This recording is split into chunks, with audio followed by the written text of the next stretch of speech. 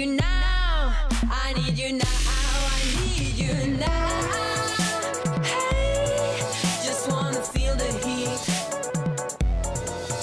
of your body close to mine, like the crack of a dawn when everybody sleeps. You don't need to say. That was Now by Sônge, an up-and-coming French artist with an eclectic alt-RnB sound, blending elements of electro and hip-hop. She's gearing up to release her debut album, showcasing her triple threat talents as a singer-songwriter, beatmaker and DJ. Sônge, welcome to the show. Thank you very much for being here. Nice to meet you. Your real name is Océane Belle, which would be a beautiful stage name in itself. Where does the name Sônge come from? I'm very inspired by tales. So in my album there are songs about Caribbean tales, German tales and everything. So it's because of tales, and also because I don't sleep much. You don't sleep much? That's why. You're an insomniac, perhaps? Okay. A bit. Okay, so it's inspired by your love of mythology and sort of old tales. Yeah. Now, French music journalists have compared you to MIA or Santigold, but you said yourself that you feel more of an affinity with artists like Björk or Kendrick Lamar. Why is that? How so? Yeah, Björk, because I was listening to Björk when I was younger, and the creative process is very inspiring for me. Her work, her process, and her creativity and everything. And what about Kendrick Lamar? Like, how do you feel that your styles or creative processes are similar? Why? No, it's not similar, but it's an artist who inspired me a lot. I'm very inspired by American artists like Kendrick Lamar, Machine Drum, or even Coco Rosie, my first love story. Okay, yeah. and but also UK artists like James Blake or UK producers, because I produce myself. Yes. I sing and I produce. Yeah, you're a singer-songwriter, but you're also a producer. You make your own beats, and you're a DJ, as I said in the intro. So it sounds like your sound is, your influences are as eclectic as your own sounds. Well, let's take a listen to your new single. It's called Roses. I can't help thinking, can't help thinking. I know it's all my fault, I know I messed up. I came to realize I made a big mistake, it's too late. If only I could go back in time with you. Roses don't last forever. I thought we would have recovered. Nothing even matters. Roses don't last, roses don't last forever. That was Roses. You've got an album on the way, your debut album, set for release early next year. Why did you choose Roses to be the lead single? What is it about that song? Roses is about temporary love and things that don't last, and like roses don't last forever. Right. And yes, it's about that. Okay, and what can we expect from your debut record? How your sound has perhaps moved on from your EP to this new record that's coming out? And what can we expect? I think it's sweeter and harder, like sweeter and harder at the same time. How does that work? Maybe it's more like this. Okay. There's more contrast, and it's sweeter and harder. I don't know how can I say.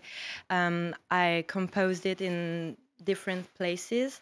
In Brittany, where I lived in the northwest you're from Brittany, of France. Yeah, and originally. also in Ajaccio. Yeah, in Corsica, right? Yeah, and a little bit in Havana in Cuba. Wow. Yeah. So have you got all of these sort of different, sort of maybe global influences on the record? Kind of, yeah. Okay, fantastic. Definitely. Well, we're looking forward to hearing that. Yeah. You say you see music in colours because you have synesthesia. For those of you at home who don't know what that is, that's people who have synesthesia may see sounds or smell sounds or taste words, for example. Yeah. So what does that mean exactly? What does your synesthesia mean? You see music in colours. How does that work? When I'm home and I create a song, so I'm with my laptop and I begin the song and then I have colors. For example, roses was pink, and all the in the creation process, I see this color and I give it more contrast and more details and everything. It's like a painting. Wow. Yeah. Okay, I guess for those of us who don't have it, we can't really understand. But speaking of colours, let's check out another one of your tracks. This is Colorblind.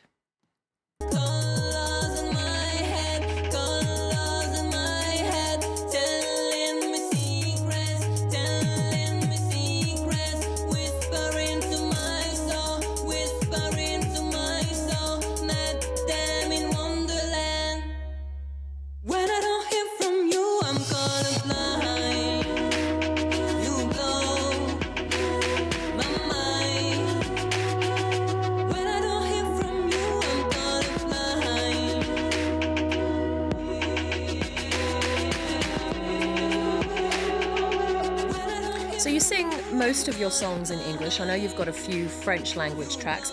Why is the English language better for expressing yourself in music? I know it's a very big paradox because I'm French, but it sounds more natural for me to sing in English. And I think it's because I heard a lot of English music, like my parents used to listen a lot of reggae and dub music, so I heard a lot of dub from the UK and also a lot of trip-hop from the UK, and maybe my music comes from trip-hop, and yes, that's why. But I have some songs in French, like on my album there's 8 in English and 3 in French, so it's a different challenge. Yes. It's interesting. Different challenge, indeed. Well, another multi-talented French artist who's grabbing our attention right now is Chris, formerly known as Christine and the Queens. She's back with her sophomore effort, Chris, the follow-up to the critically acclaimed debut album Chaleur Humaine. She says the collection of slinky funk and dancefloor-friendly bangers marks the start of a new chapter, calling this record sexy, sweaty and cinematic, representing a tougher and more confident Christine and the Queens. Well, $5 is the latest single from the album. Let's roll the clip.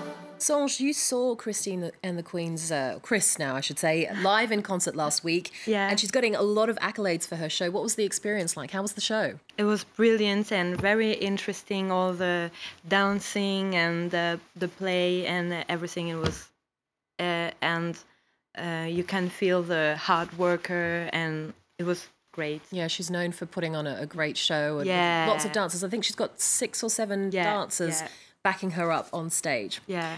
Well, in other new music, the late legendary Prince has a posthumous album out called Piano and a Microphone 1983. It features 9 raw tracks that the Purple One recorded in a home studio 35 years ago, using nothing but, as the title suggests, a piano and a mic. It's an intimate rehearsal recording predating his rapid rise to superstardom, and diehard fans will no doubt love hearing the rare early versions of songs like Purple Rain and 17 Days. There's also a stunning version of a 19th century spiritual called Mary, Don't You Weep. Here it is. Baby, don't you weep. Oh, mother, don't you Jesus, there's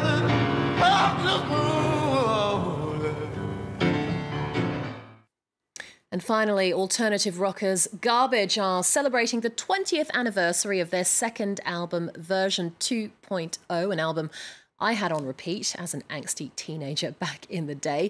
Shirley Manson and co are bringing the 20 Years Paranoid tour to the Paris stage this week, performing their hits at the Bataclan Music Hall. The name of the tour, of course, refers to the band's massive single, I Think I'm Paranoid. Well, for those who don't remember it, we'll leave you with a clip. In the meantime, a massive thank you to our guest, Sônge. Thank you so much for being here. It was a pleasure. Check out her single Roses and keep an eye out for her debut album set to drop early next year. For more arts and culture news, head to our website and stay in touch on social media. Keep it right here on France 24. Lots more coming up after this.